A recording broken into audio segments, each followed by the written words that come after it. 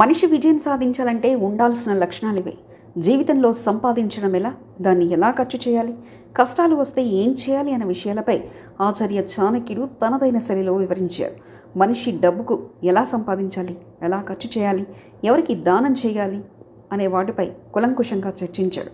మనిషి చేసే తప్పులను ఎత్తి చూపాడు. జీవితంలో ఏ తప్పులు చేయకూడదో, ఏవి మంచివో ఏవి చెడ్డవో కూడా చాటాడు.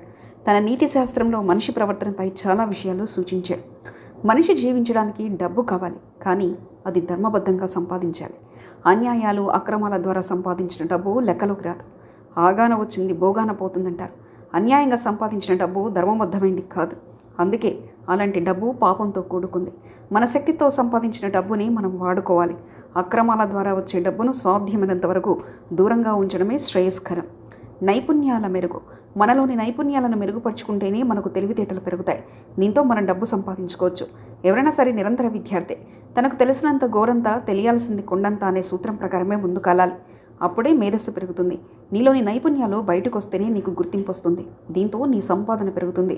గౌరవ మర్యాదలకు కూడా మంచిది. విశ్రాంతి వద్దు. మనం ఏదైతే పని చేయాలనుకున్నప్పుడు అది సాధించే వరకు విశ్రమించకూడదు. మన లక్ష్యాలు, గమ్యాలు, ఉద్దేశాలు ఎవరికి చెప్పకూడదు. గోప్యంగా ఉంచుకోవడమే మంచిది. వాటిని బహిర్గతం చేస్తే అనవసరమైన ఇబ్బందులు వస్తాయి. మన పురోగతిపై ప్రభావం పడుతుంది. అందుకే మన వ్యక్తిగత వివరాలు ఎవరితో పంచుకోకపోవడమే బెటర్. సమయపాలన కూడా మనకు బాగా ఉపయోగపడుతుంది. ఏ పని చేయాలన్నా క్రమశిక్షణ తప్పనిసరి. లేకపోతే ముందుకెళ్లడం కష్టం.